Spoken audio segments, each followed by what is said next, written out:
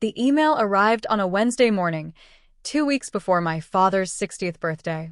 I was at my desk at the State Department's Bureau of Educational and Cultural Affairs, reviewing grant applications for international exchange programs, when the notification popped up. A calendar invitation from my stepmother, Patricia. Subject: Robert's 60th birthday celebration. Adults only. I opened it. You're invited to celebrate Robert Crawford's 60th birthday at the Watermark Restaurant, Saturday, November 18th, 7 p.m. Cocktail attire required. This is a sophisticated, adults-only event. No children. Please confirm attendance by November 10th. I stared at the screen. I had a 4-year-old daughter, Emma.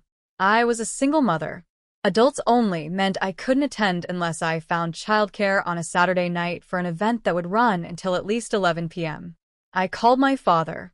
Dad, I got the invitation to your birthday dinner. Great. You're coming, right? It says adults only. I have Emma. Right. Patricia was very clear about that. She's planned this whole elegant evening. Having kids running around would ruin the atmosphere. Dad, Emma is 4. She doesn't run around at restaurants. And I'm a single parent. I can't just. Can't you get a babysitter? On a Saturday night for 5 hours, with 2 weeks' notice? That's not realistic. And, honestly, Emma is your granddaughter. Why would you not want her at your birthday? He sighed. Natalie, this isn't about Emma specifically. Patricia invited some important people from the club. Business associates. It's going to be a very upscale evening. Kids just don't fit the vision. The vision. You know what I mean. Look, if you can't make it work, that's fine. We'll do something with Emma another time. Dad, this is your 60th birthday. Your granddaughter should be there. Patricia has put a lot of work into this event. I'm not going to ask her to change the plans. If you can find childcare, great. If not, we'll celebrate another time. I felt something cold settle in my chest. So, I'm not a priority. Don't be dramatic. I'm just asking for one adult evening. Is that really too much? I didn't respond for a moment. Then, I'll let you know if I can make it. Appreciate it. Patricia will be glad to have a final head count. He hung up. I sat at my desk, staring at my phone. Then I opened my email and declined the invitation. Within 5 minutes, my father called back. You declined? I can't find childcare on such short notice, and I'm not comfortable leaving Emma for that long anyway. So yes, I declined. Seriously? You're going to miss my birthday over this. Dad, you made it clear that having Emma there would ruin the atmosphere. You're choosing Patricia's vision over your granddaughter. I'm respecting that choice by not coming. God, Natalie. This is exactly the kind of drama I was hoping to avoid. Patricia was right. You always make everything about you and that kid. The words hit like a slap. That kid has a name. She's your granddaughter. You know what I meant. I know exactly what you meant. Have a great birthday, Dad. I hung up. 30 seconds later, a text arrived. Good. We don't need your drama. Enjoy your evening at home. I stared at the message for a long time. Then I forwarded it to my best friend, Lauren, with a single word. Wow. Her response came immediately. What an asshole. But hey, you're free Saturday night. Want to do dinner? I smiled despite the hurt. Actually, I have a better idea. My father and I had been distant for years.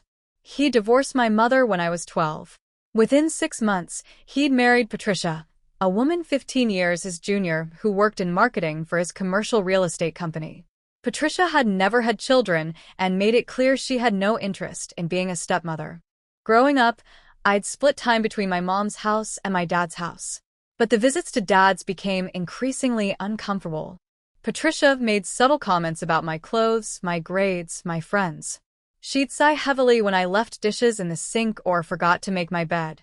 Your mother clearly doesn't teach you proper manners, she'd say. Dad never defended me. He'd just say, Patricia has a point, Nat. You need to be more considerate.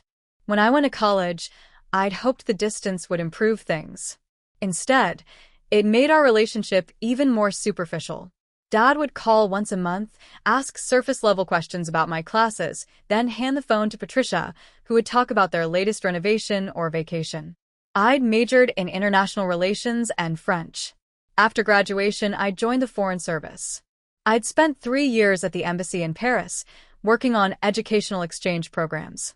It was meaningful work, building bridges between cultures, creating opportunities for students and scholars. My father had never really understood it. Government work, he'd say dismissively. You could make so much more in the private sector. I could get you an interview at my company. I don't want to work in commercial real estate, Dad. I love what I do. If you say so. Just seems like you're limiting yourself. When I'd gotten pregnant at 28 with Emma, my father's reaction had been lukewarm at best. Are you getting married? No. Marcus and I aren't together anymore. So you're going to be a single mother. Great. That's going to be hard, Natalie. I know, Dad. But I'm ready for it. Patricia had been even less supportive. I hope you've thought this through. Single motherhood is very difficult, and it's going to impact your career. You can't travel anymore. You can't work late. You're essentially limiting your professional prospects. I'll make it work. And I had. I'd transferred back to Washington, D.C. to be closer to my mother, who'd been incredible with Emma. I'd shifted to a domestic position at the State Department's Bureau of Educational and Cultural Affairs.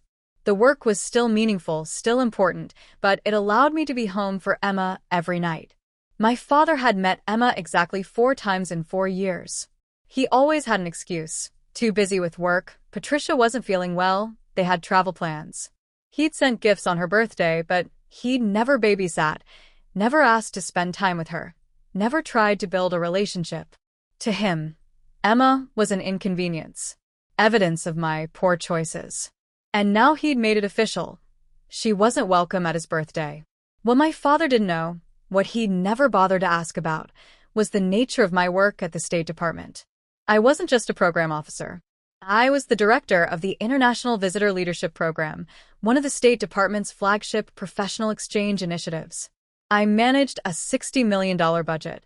I oversaw programs that brought emerging leaders from around the world to the United States for cultural and professional exchange. It was prestigious work. It required top-secret security clearance. It put me in regular contact with ambassadors, senior government officials, and business leaders from around the world. One of those contacts was Governor Michael Chun of our state. I'd first met Governor Chun 7 years ago when he was a state senator working on international trade policy. I'd coordinated his participation in an exchange program with Japanese business leaders. We'd stayed in touch over the years as his career progressed. When he'd become governor 3 years ago, he'd asked me to serve on his International Trade Advisory Council. I'd accepted. We met quarterly to discuss economic partnerships and cultural exchange opportunities. Over time, we'd become genuine friends. He'd been incredibly supportive when I'd gotten pregnant with Emma. When Marcus had abandoned us, Governor Chun had checked in regularly, offered advice, sent thoughtful gifts. Family is everything, he'd said. If you ever need anything at all, you call me. When Emma was born, I'd asked Governor Chun to be her godfather. He'd been honored. He'd taken the role seriously, visiting when his schedule allowed, sending birthday gifts, calling to check on her. He was more of a grandfather to Emma than my actual father had ever been. My father didn't know any of this. He'd never asked about my work in any detail. He didn't know I served on the governor's advisory council. He didn't know the governor was Emma's godfather. He'd never cared enough to ask. On Thursday morning, I called Governor Chun's office. Natalie, How are you? how's my goddaughter? We're good, Governor. Listen, I have a strange favor to ask. Anything. What do you need? I explained the situation. My father's birthday dinner. The adults-only invitation. The dismissive text about drama. Governor Chun was quiet for a moment. Then, your father uninvited his granddaughter from his birthday because a 4-year-old would ruin the atmosphere? That's the situation. And he sent you a text saying he didn't need your drama? Yes. What restaurant? The Watermark. Saturday at 7. He laughed. I know the Watermark very well. I'm friendly with the owner. In fact, I was planning to have dinner there Saturday night anyway. What if Emma and I had dinner together? You could join us, of course. Governor, I couldn't ask you to. You're not asking. I'm offering. I'd love to spend an evening with my goddaughter. And if your father happens to see us there, well, that's just a coincidence. I smiled. Are you sure? Absolutely. In fact, let me make the reservation. The owner will make sure we get the best table in the house. 7 o'clock. Perfect. Excellent. And Natalie? Wear something nice. Emma too. We're going to have a wonderful evening. After we hung up, I sat at my desk, smiling. My father wanted an elegant, sophisticated evening without the drama of his granddaughter. He was going to get exactly what he asked for. Saturday evening, I dressed Emma in the beautiful navy blue dress my mother had bought her for special occasions. I did her hair in 2 French braids. She looked adorable. Where are we going, Mommy? We're having dinner with Uncle Michael. Emma's face lit up. She adored Governor Chen. To her, he was just Uncle Michael, the nice man who sent her books and always had time to listen to her stories. I dressed in a burgundy cocktail dress I'd bought for State Department functions. Professional but elegant. I wanted to look polished. We arrived at the Watermark at 6:45 p.m. The restaurant was one of the most prestigious in the city, the kind of place where senators and CEOs dined, where business deals were made over expensive wine. The maitre d' greeted us immediately. Miss Crawford, the governor is expecting you. Right this way. He led us through the main dining room to a private corner table with floor-to-ceiling windows overlooking the city. The best table in the restaurant. Governor Chen stood as we approached. He was in a tailored suit, looking every bit the state's chief executive. His security details stood discreetly nearby. Natalie. Emma. He scooped Emma up in a hug. She giggled. Uncle Michael. Look at you. You're getting so big. And so beautiful. We sat down. The maitre d' brought a special menu for Emma. Kid-friendly options presented elegantly. A waiter immediately brought sparkling water and a basket of fresh bread. This table is incredible, I said. The owner is a good friend. When I mentioned I wanted the best table for dinner with my goddaughter, he insisted on this one. The view is spectacular at sunset. Emma was already chattering about her preschool, telling Governor Chen about her teacher and her best friend Sophie. He listened attentively, asking questions, making her feel like the most important person in the room. This, I thought, is what a grandfather should be. At 7:05 p.m., I saw my father walk into the restaurant. My father entered with Patricia and a group of about 12 people. I recognized a few faces from his country club. Patricia was wearing an expensive designer dress and too much jewelry. She was laughing loudly at something one of the guests had said. The maitre d' greeted them and began leading them to their table, a large party table in the center of the main dining room. They had to walk past our table to get there. I saw the exact moment my father noticed us. He stopped walking so abruptly that Patricia nearly ran into him. His face went completely white. Emma was sitting on Governor Chen's lap, showing him a drawing she'd brought. The governor was smiling, completely engaged, while his security detail stood nearby. My father's eyes moved from Emma to Governor Chen to me. His mouth opened and closed. Patricia noticed his reaction. Robert? What's wrong? He didn't answer. He just stared. Governor Chen looked up, still holding Emma. He smiled politely. Good evening. My father took a step toward our table. Immediately, one of the governor's security agents moved to intercept him. Sir, please maintain your distance. That's my daughter. My father stammered. The security agent didn't move. Sir, the governor is dining privately. Please proceed to your table. Natalie. My father's voice was strained. I looked at him calmly.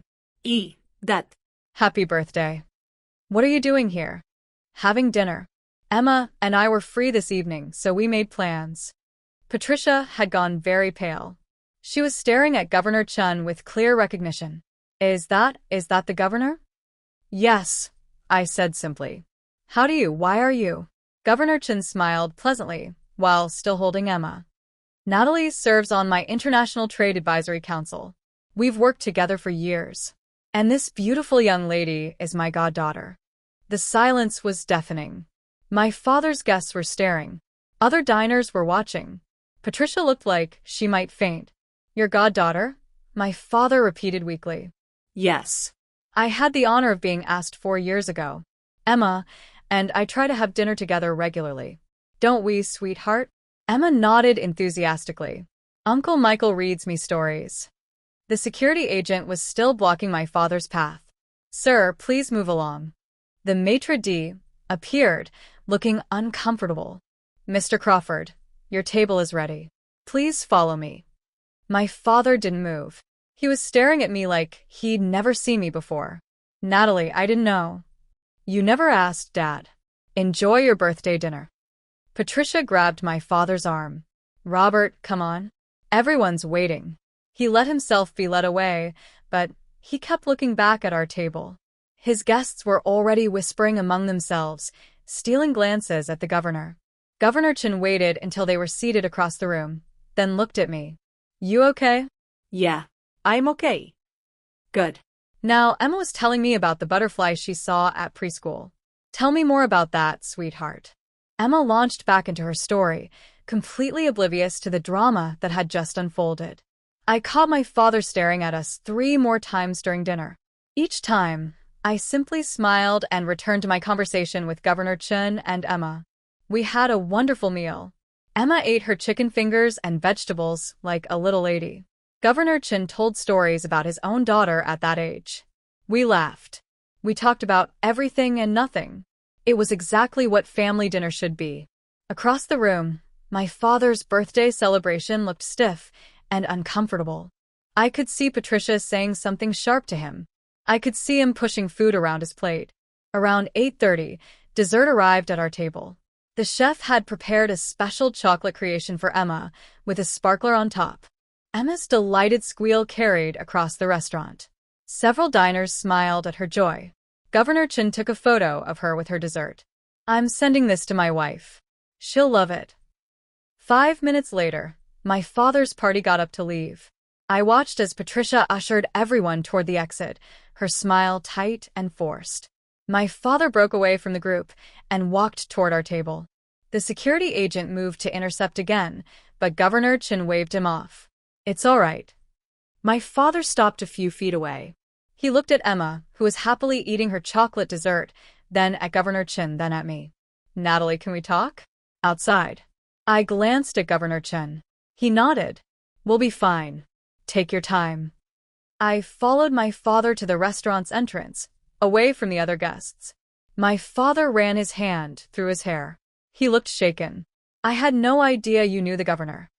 I've known him for 7 years. And he's Emma's godfather?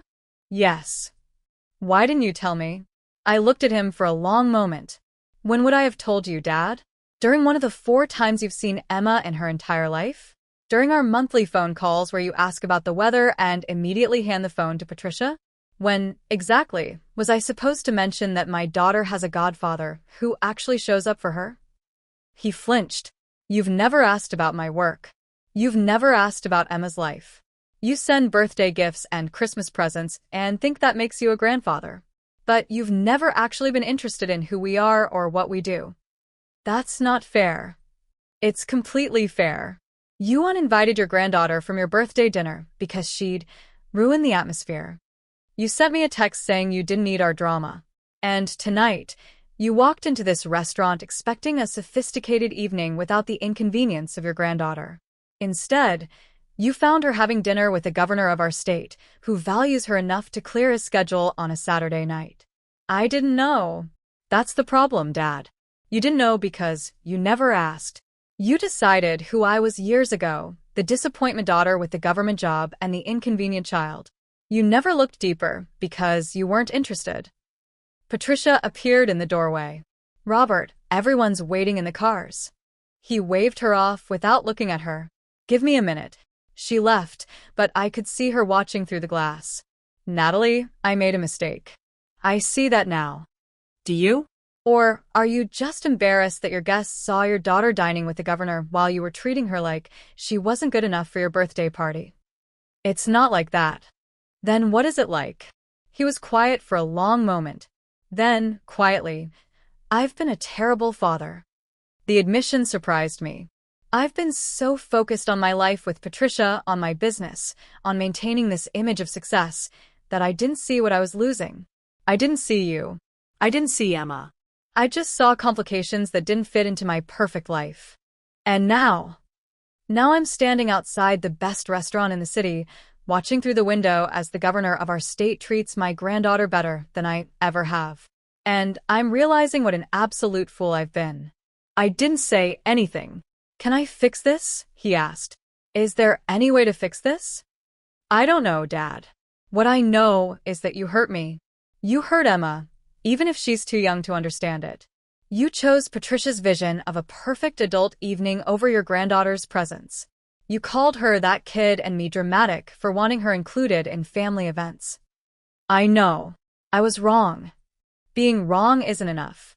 You have to actually do the work to change. And I don't know if you're willing to do that."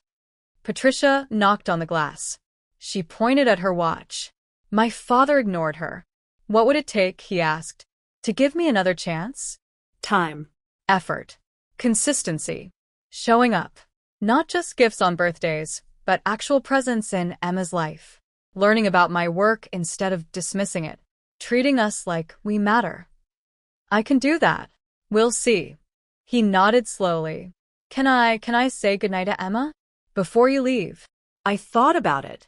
"You can ask. But if she's not interested, you don't push." Understood. We walked back into the restaurant. Governor Chen saw us coming and said something to Emma. She looked up. My father approached slowly. The security agent watched but didn't interfere. "Hi, Emma," my father said quietly. Emma looked at him, curious but reserved. "Hi. I'm sorry I haven't visited more. I'd like to change that. Would that be okay with you?" Emma looked at me. I nodded. She turned back to my father. "Okay. Great. Maybe we can have ice cream sometime. Just you and me and your mom." "I like ice cream." "Me too." It was a small moment, but it was something. Governor Chen stood. "We should probably head out. It's getting late for this young lady." He shook my father's hand. "Mr. Crawford, happy birthday. You have a remarkable daughter and an extraordinary granddaughter. I hope you'll take the time to know them." My father nodded, too overwhelmed to speak. We said our goodbyes. The governor's security detail escorted us to our car. Emma fell asleep in her car's seat within 5 minutes, exhausted from the excitement. As I drove home, my phone buzzed with a text from my father. "Thank you for letting me say goodnight to Emma. I meant what I said. I want to do better. I will do better. I'm sorry it took this long to see what was right in front of me." I didn't respond immediately. I'd heard promises before. But maybe, just maybe, this time would be different. The next morning, I woke to 17 missed calls and 12 voicemails. Most were from my father. A few from Patricia. One from my aunt. I listened to my father's first. "Natalie, it's Dad. I couldn't sleep last night. I kept thinking about dinner, about Emma, about everything I've missed. I want to talk more. Please call me when you can." The second, "It's me again. I know it's early. I'm sorry. I need you to know that I'm serious about changing. I'll do whatever it takes." Patricia's voicemail was different. "Natalie, this is Patricia. I need you to understand that last night was very embarrassing for your father. His guests asked questions all evening about why he didn't know his daughter was connected to the governor. I hope you're happy with the spectacle you created." I deleted that one immediately. My aunt's message was supportive. "Natalie, your Uncle Dave and I heard about the birthday dinner from your father this morning. He called at 7 a.m., completely distraught. I think you really shook him. Whatever you did, it was exactly what he needed. Call me when you can." I called my aunt first. "Natalie." "Oh, honey, what happened last night?" I explained the whole situation. The uninvitation. The text. The dinner with Governor Chen. My aunt was silent for a moment. Then she started laughing. "You had dinner with the governor? While your father's birthday party was happening at the same restaurant." "It was a coincidence," I said innocently. "Like hell it was." "Oh, this is perfect. Your father has been insufferable for years, acting like he's so successful, so important. And meanwhile, his daughter is advising the governor on international trade policy. This is beautiful. I wasn't trying to embarrass him. Yes, you were. And he deserved it. He uninvited his granddaughter from his birthday. What did he expect? We talked for a while longer.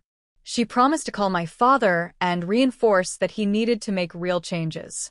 I spent the rest of Sunday avoiding my father's calls. I needed time to process, to decide what I wanted. Monday morning, a package arrived at my State Department office. Inside was a handwritten letter from my father and a photo album. The letter read, "Natalie, I spent all day Sunday going through old photo albums, looking for pictures of you. I found hundreds. You at your 5th grade science fair. You at your high school graduation. You at college. But I couldn't find a single photo of us together from the last 10 years. That's when it hit me. I haven't been present. Not really. I've sent gifts and made phone calls and convinced myself I was doing enough. But I haven't been a father. And I certainly haven't been a grandfather. Seeing you at the Watermark, watching Emma with the governor, it was like scales fell from my eyes. I saw what I'd been missing. I saw what I'd thrown away by prioritizing my image, my marriage, my comfort over you and Emma. I can't undo the last 10 years. I can't erase the hurt I've caused. But I'm asking for a chance to do better. Not just promises, actual change. I've scheduled a meeting with a family therapist. I want to understand how I became this person and how to be better. I'd like you to join me for a session if you're willing. I've also cleared my calendar for the next 3 months to make time for Emma. I want to be the grandfather she deserves. I want to read her stories, take her to the park, be present. I know I don't deserve your forgiveness, but I'm asking for the chance to earn it. Love, Dad. The photo album contains spaces for new photos. Photos we'd take together. The first page had a note. New memories. Starting now. I sat at my desk, holding the letter, and cried. It's been 3 months since my father's birthday dinner. He's kept his word. We've had 5 family therapy sessions. The first 2 were brutal, lots of tears, lots of hard truths. But they've helped. We're learning to communicate. We're addressing old wounds. He's seen Emma 11 times. Real visits, not just drop-bys. He's taken her to the zoo, to children's museums, to the park. He reads to her every Tuesday evening via video call. He asks about her day. Last week, he asked if he could come to her preschool Valentine's Day party. She was thrilled. Patricia has been mostly absent from these efforts. She attends some therapy sessions, but remains distant with Emma. I don't think she'll ever be the grandmother I'd hoped for. But that's okay. Emma has my mother and she has Governor Chun and his wife. My father and I are slowly rebuilding. It's not perfect. There are still moments of tension, still old patterns that resurface. But there's effort now. Genuine effort. Last month he asked about my work, really asked. I spent an hour explaining the International Visitor Leadership Program, my role on the Governor's Advisory Council, the impact of cultural exchange on diplomatic relations.